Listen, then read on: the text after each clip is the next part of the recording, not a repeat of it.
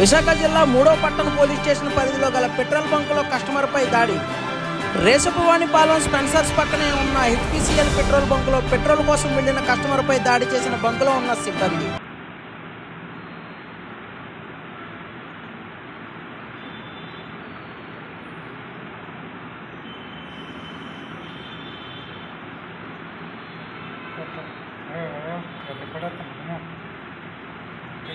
సతీష్ పడుతుంది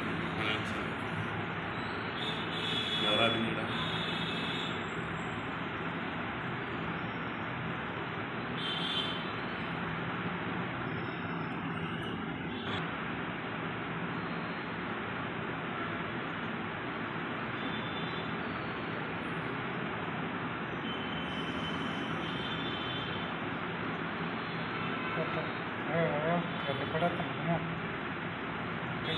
సతీష్ పడుతుంది